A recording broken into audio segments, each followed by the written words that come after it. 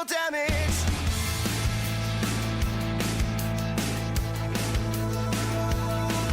In love, I've always been a mercenary, but I never leave my post when the cash runs out. I wanna make you quiver, make your backbone shiver. Hey kid, take the stage and deliver. Hey mister, the bellman says I can only recall last night's hotel I said.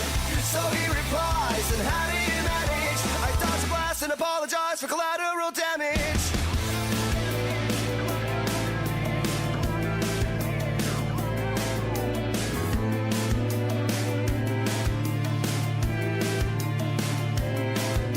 How does it feel to stand on the very stones that ran with your parents' blood? Do you feel sad, full of rage, or does that outfit help bury your feelings, hiding your true self? You are a truly extraordinary specimen. I look forward to breaking you. I dodge a blast and apologize for collateral damage. Hey mister, the bellman says I can only recall last night's hotel I said. So he replies. Hey guys, welcome to Timefly. That's me. And today I am doing a most react of horror movie, or should I say a react horror story. It's between like different stories and different types of more stories. And it was Mr. Nightmare. Now, Mr. Nightmare, I've heard about it, and this is my time to react it because I got a phone call from Daily Reacts TV, aka Bodie. He wants me to do a react of Mr. Nightmare.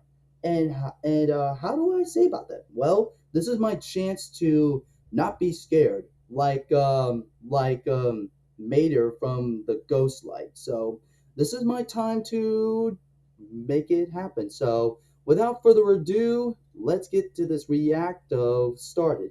And before I started, wish me luck of doing the react video. And that's all. And let's get this started in 3, 2, 1. Clickety clack. And lights, camera, action. All right, here it goes. Story 1 by Jack Wellman. This happened a couple of years ago, right before school ended. It was the last day of 8th grade. It was exactly what you'd expect on the final day of middle school. Excitement and bittersweet goodbyes. Everyone was running around, scribbling signatures and cheesy messages in each other's yearbooks. My middle school was huge, easily over 1,000 students. So to keep things manageable, the teachers collected our yearbooks and passed them around to different classrooms, making sure everyone who wanted to got a chance to sign. I'm sure you could see how that could create problems. Anyone who wanted to could write whatever they wanted Just brought in my water anyone's just in yearbook. case. The teachers tried their best to prevent things from getting out of hand, but I knew a few kids who wrote some mean messages to people they didn't like. At the end of the day, when I got my yearbook back, I flipped through the pages eagerly, reading all the goofy notes from my friends. But as I scanned the pages, something caught my eye. There was a signature below the face of someone I had never seen before. His name was Samuel Robinson III, a name I'm going to remember for as long as I live. The message he wrote was short, simple, and honestly a bit unsettling. It read, "Hags, I'll be seeing you again." I stared at the page, confused out of my mind. I had never even spoken a single word to this Samuel kid. It wasn't like there was anything I could do about it, though. The school year was over, so I couldn't see him even if I wanted to. I just chalked it up to some weird kid being weird, or maybe an honest mistake. Either way, I stopped thinking about it. A few hours passed, and before I knew it, I was at home hosting a sleepover in my basement with my best friends Kevin, David, and Kieran. The four of us ate Doritos and played Call of Duty all night. My parents' bedroom was 3 floors above us, so we didn't have to worry much about keeping the noise down. We were messing around on my dad's rowing machine sometime just before 2 when we heard a sharp knock at the storm door. The sound instantly silenced us. Who the hell would knock on the storm door? It must have been someone who either didn't want to wake my parents up or knew we were down there, or both. It didn't make sense. The person kept knocking in the same rhythmic pattern. I could tell Kieran was about to say something, and I couldn't stop him in time. loud and assertive voice, he asked who was there. I wanted to knock him out. He had basically broadcasted to whoever was out there that we were down there. My basement doesn't have any external windows, so it was unlikely that they had known we were down there, but now they did. After a long pause and no more knocking, a muffled voice answered back. He said, "Come around to the back door," in a high-pitched voice that genuinely sounded cheerful, like he was a friend of ours trying to join the sleepover. It was definitely a teenager's voice, too, and it didn't sound like someone who's pretending to raise their voice either. I was pretty scared, I can't lie. My friends were seemingly unfazed, though, like they thought it was somehow exciting that some random kid was outside my house. They insisted that I at least check it out, and even though I didn't want to, they pressured me into it. We crept upstairs, careful not to make too much noise. I approached the back door slowly, trying to ignore the pounding in my chest. Through the narrow glass pane beside it, I could see a shadowy figure standing under the dim light. I got a little closer, and his face came into view. My jaw nearly hit the floor when I realized who it was. It was him. It was that kid Samuel Robinson III who had signed my yearbook. My friends went to go open the door, God knows why, but I stopped them, saying I knew who it was. I explained to them what had happened, and that changed their mood a bit. Keep in mind, Sam was still standing outside while we were talking, and he could definitely see in at us. He must have noticed how freaked out I was, because he started motioning to the side of the house like he wanted me to go over to the window. You might be wondering why none of us were taking the situation more seriously. I honestly think it was because it wasn't like some older, strange man was harassing us. It was a kid from our old school. Still, I wasn't opening the door for him. Instead, I went over to my kitchen window and cracked it open just a tiny bit. My friends followed me and stood a little off to the side. He walked over to the window, and I asked him what he wanted, telling him I recognized him from our yearbook. He said, "Oh, so you got my message," and introduced himself as Sam. Then he went on to say he always watched me from afar, that we could have been good friends. I agreed with him, just so that I wouldn't piss him off, but there was 0% chance I would have been friends with this kid, given any circumstances. I didn't want to press him right away, but I had to know, so I asked him how he knew where I lived. He didn't respond, and I didn't know what to say. Before I could de-escalate the situation, David called him a creepy stalker and told him to piss off. Sam's smile disappeared. He tilted his head like he didn't understand what David had just said. Then, just as quickly, his expression twisted into something I can only describe as hatred. He went from passive and honestly kind of friendly to aggressive and angry. He started screaming things at me, how he hated my friends and thought we should all die, how my ex hated me and random stuff he had no right knowing. He reached toward the window and tried to force it open, but I jammed it shut and locked it. He started snarling at the window and banging on it like an animal. He was 2 seconds away from shattering it, I'm telling you. We must have caused quite the commotion, because my parents came rushing down the stairs, demanding to know why we had woken them up. That's when Sam ran away. I told my parents what happened as quickly as I could, and my dad raced outside in his underwear. He came back a few minutes later, saying he had no idea where the kid went. I'm not sure why, but my parents didn't call the police. They just told us to go back to sleep, and they deal with the school the following morning, just to give the kid the benefit of the doubt. The next morning, they contacted the school. That's when we learned the disturbing truth. Sam had been expelled a few weeks before the year finished, and he shouldn't have ever been at the school on the last day.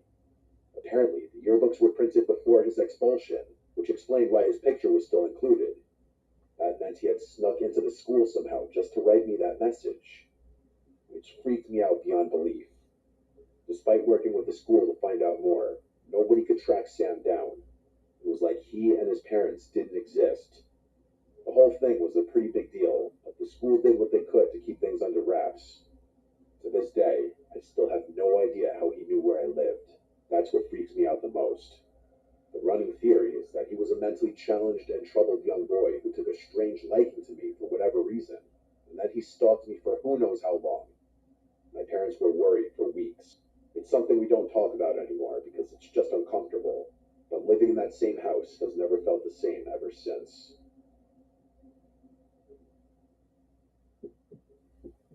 Story 2 by Mike. Hey guys, sorry for the interruptions, and are you a big Spider-Man fan? Well, this video is sponsored of Spider-Man Brand New Day. This movie, I'm really excited for this one, including Tom Holland, the greatest Spider-Man. Well, not the greatest, but he's good. But the day that he is going to be the new Spider-Man from Spider-Man Brand New Day, and there's going to be a bunch of new villains and everything. There's a bunch of more. I've seen the other Spider-Man movies and TV shows that I ever enjoyed, and I'm so excited for Brand New Day.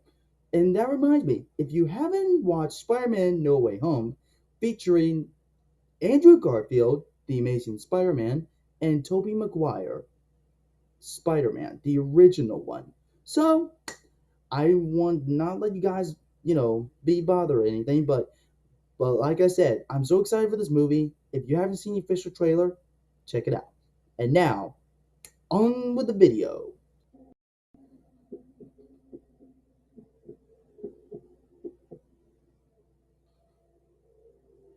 My friend Garrett is a little unhinged. And when I say a little, I mean a lot.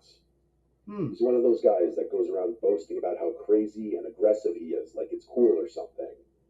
He's constantly getting into fights, doesn't know how to keep his mouth shut, and spends more time in the gym than anywhere else, including his own house. There are actually 5 stories about him I could choose to tell, but the scariest one by far is the one you're about to hear. It also directly involves me, and I feel much more comfortable telling my own story rather than someone else's. This happened a couple Sorry, of weeks guys, I ago, have to which was mute also my phone just a coincidentally the little bit. last day of senior year, May 2019. The graduation ceremony wasn't scheduled for a few days, so even though we were done, we still had to stick around. It's tradition for all the graduating seniors to get plastered on the last day of classes, so that's exactly what we did. There's this huge clock tower in the center of campus where all the seniors convene to get drunk, which is exactly where we were at 10 p.m. It was packed. There were over 1,000 people crammed into that one courtyard. It was bittersweet, for me at least, but I think everyone was relieved at having finished finals, which are pretty tough at my school. There are a handful of other senior traditions I could tell you about, but I'm going to try to keep things succinct. There were 6 of us. It was me, C, T, R, N, and obviously Garrett. I don't think the rest of my friends would be comfortable with their names out there, so I'm just calling them by their initials. I should also really quickly mention that we lived off campus, meaning we had to walk through the city to get home. There are a decent amount of homeless people in that city, so it's not rare to encounter some of them late at night. Anyway, we were heading back home from the clock tower when Garrett did some Garrett stuff. Well, it wasn't really his fault, but that's neither here nor there. As we were crossing the street, some random homeless guy ran up to our group and started tweaking. Usually, the homeless people around here keep to themselves since they're all tripping on drugs and didn't notice their own surroundings. But this guy clearly wanted to engage. He was just standing in the middle of the crosswalk, yelling things at us like he was a bridge troll protecting the other side of the street. We laughed a little and started walking in a wide semicircle around him, as we didn't want to piss him off or antagonize him. Well, everyone but Garrett, that is. Instead of disengaging, Garrett started yelling things back at the guy, telling him to get the F out of the street and to stop harassing strangers. Dang. Tweaker didn't like that and took a few aggressive steps toward him. That's when the rest of us jumped in to prevent an altercation from happening. We must have intimidated the tweaker because he stopped charging and went back to just yelling things. I pulled Garrett out of the street, trying to get him to behave, but he pushed my hand away. Before any of us could do anything, he charged full speed at the tweaker and screamed, "I'm crazy." The tweaker started running away, which caused Garrett to stop charging and start laughing. I know it's bad, but the scene was genuinely funny, as messed up as it was. It was like running full speed into a flock of birds and watching them scatter. We started walking towards our house after that, but after a few minutes, we realized the tweaker was following us. When he caught us looking back at him, he started yelling things about how we had made a big mistake and how he was going to, quote, call a niche, whatever that meant. We started heckling the guy back, hoping he'd get scared and leave, but I'm pretty sure we only intensified whatever tantrum he was having.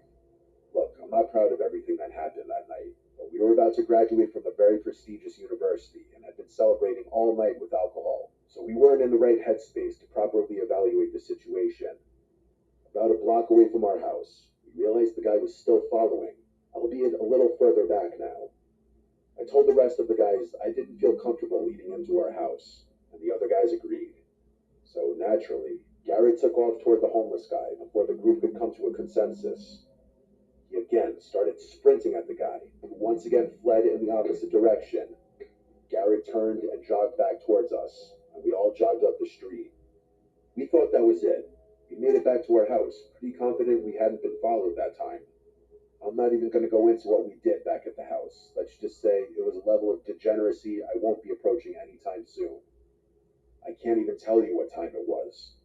I was stumbling out of the front door to pick up my DoorDash when I noticed something odd. The side gate that led into our backyard was wide open.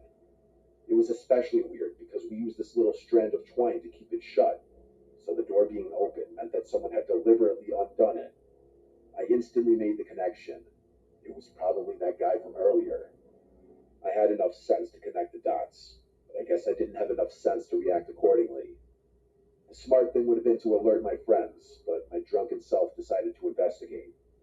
I put the DoorDash on the porch and went around the house, trying my best to walk straight. I turned the corner into the backyard, and before I could even see, I felt a rope around my throat. I flailed around wildly, but it was no use. Someone was strangling me from behind, and there was nothing I could do about it. I felt the rope's frayed ends digging into my throat as he tightened it with all his strength. I genuinely thought I was going to die. With all my might, I swung my legs backward, and he lost his footing. The two of us hit the ground, and I could breathe again, but he was still on top of me. In a fit of rage, he clawed at my face, and I could feel blood streaming down my cheeks. I threw him off of me, and he got to his feet before running out of sight. I'll try and keep things short from here on out.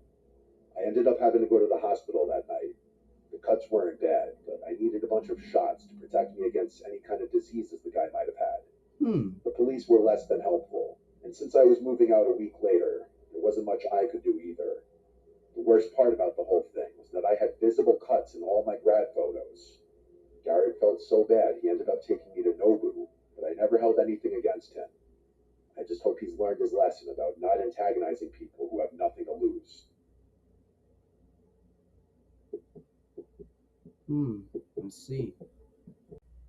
Hey guys, I think I'm gonna stop right here on